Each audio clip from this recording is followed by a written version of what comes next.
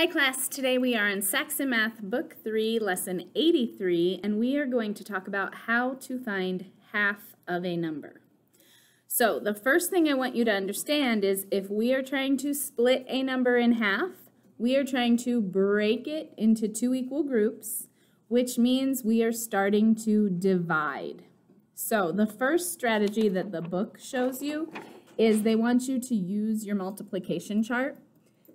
So, for example, if we want to find what is half of 16, they want us to take the 2's here, go down and find 16, and then go over and see that 8 times 2 is equal to 16. So if we take 16 and break it in half, each group is going to have 8.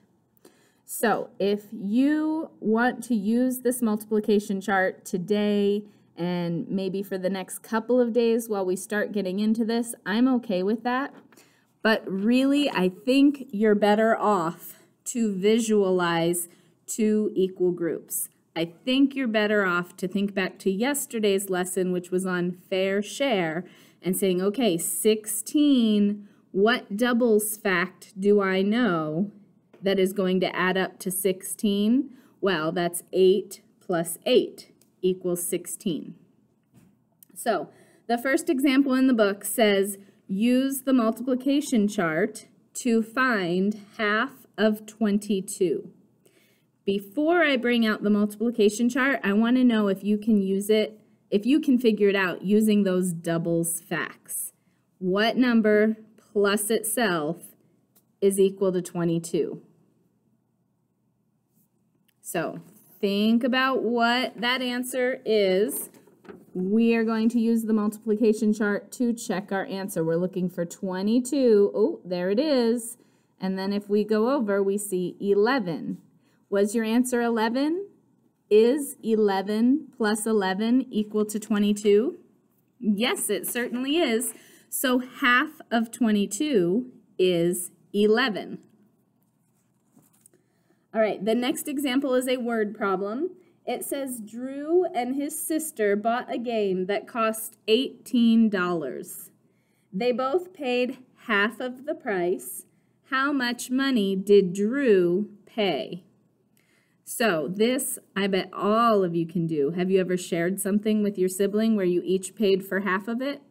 They bought a game for $18. So if they each paid their fair share, what number plus itself is equal to 18? We can use the multiplication table to check. So start with the 2's, go down to 18, and then if we go over there to 9, 9 plus 9 is equal to 18. So Drew would have had to pay $9.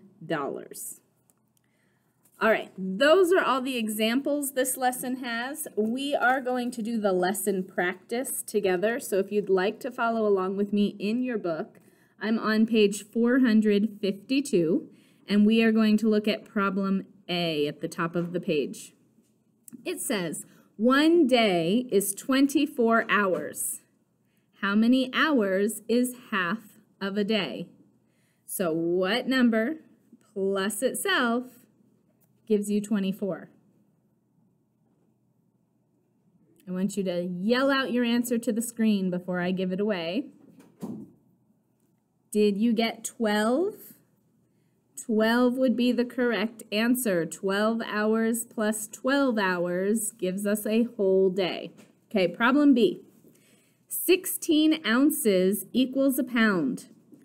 How many ounces is half a pound? 16 ounces equals a pound. How many ounces would be in half a pound? Think, yell out your answer. I know that 8 plus 8 equals 16. So did you say 8 ounces? If so, give yourself a pat on the back. You are correct. All right, problem C. So now they're going to show it to us in division style. Problem C says we read this as 14 divided by 2. Okay, 14, we read the number in the house first, divided by 2. So what number plus itself equals 14? Yell your answer out at the screen. Did you say 6? That's not correct. I tried to trick you. Are you saying, no, Mrs. Duarte, it's 7, it's 7? Then you would be correct. Absolutely. 14 divided by 2 is 7. And D, they wrote a different way, but it's read the same way.